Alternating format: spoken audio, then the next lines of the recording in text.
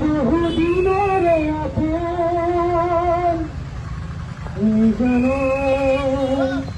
জন্মেৰ শিখব ভাবো তোমাৰ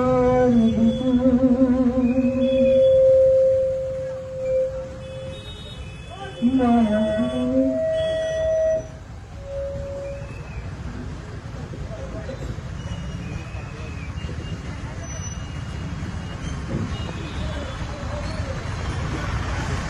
দেখা পাইছে সকলো অসমীয়াৰ এজন সুযোগ্য সন্তান বুলি ক'ব লাগিব। একমাত্ৰ আমাৰ গোটেই অসমবাসীৰ হাৰ্টথ্ৰব জুবিন দা আজি আমাৰ মাজত নাই আৰু তেখেত শ্ৰদ্ধাঞ্জলি অনুষ্ঠানটিত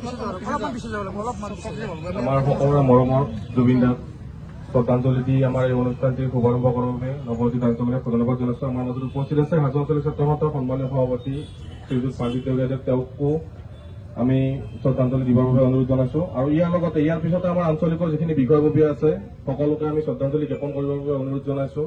আৰু লগতে আমাৰ মাজত আজি অকল আমাৰ হাজো আঞ্চলিক ছাত্ৰ সন্থাৰ বাবে আমাৰ বিভিন্ন সাংগঠনিক হওক বা আমাৰ হাজো ৰাইজৰ বিভিন্ন মানুহ সকলো আমাৰ জুবিন দাৰ অনুৰাগীসকল আমাৰ উপস্থিত আছে।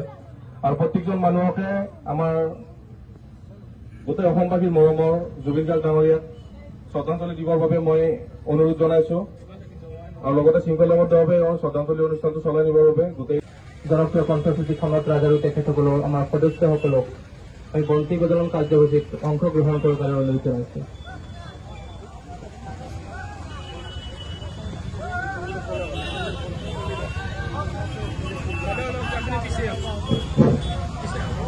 আমাৰ হাজো আঞ্চলিক ছাত্ৰ সন্থাৰ নৱনিৰ্বাচিত সাধাৰণ সম্পাদক নিপু কলিতা ডাঙৰীয়াক বন্তি প্ৰজ্বলন কাৰ্যসূচীত অংশগ্ৰহণ কৰাৰ কাৰণে অনুৰোধ জনাইছোঁ।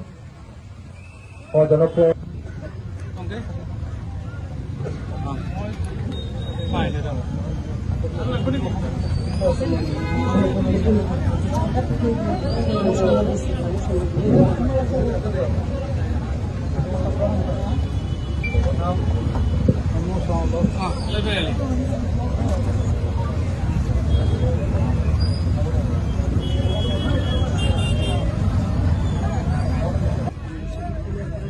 ইতিমধ্যে আমাৰ মাজত আমাৰ হাজোৰ উদীয়মান কণ্ঠশিল্পী শৰৎ ৰাজ আৰু আমাৰ মৰমৰ জ্যোতিপল উপস্থিত আছে। তেখেতসকল শ্ৰদ্ধাঞ্জলি জ্ঞাপন কৰি আছে।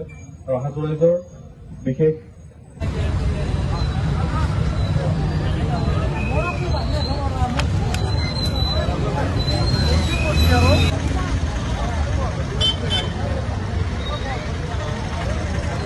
অনুষ্ঠানটি শৃংখলাবদ্ধভাৱে চলাই নিবৰ বাবে আমি সমূহ ৰাইজক অকণমান পিছফালে যাবৰ বাবে অনুৰোধ জনাইছোঁ। আমাৰ মাজত ইতিমধ্যে আমাৰ হাজোৰ এজন অসমৰ কোনো ব্যক্তি নাই যাৰ মনত কোনো ধৰণৰ ঋণাত্মক ভাৱ আহে। আৰু তেনে এজন ব্যক্তি হয়তো আজি আমাৰ অসমৰ পৰা ঢুকাই যোৱা গোটেই অসমবাসীৰ বাবে আজি এটা বহুত বেয়া দিন বুলি ক'ব লাগিব।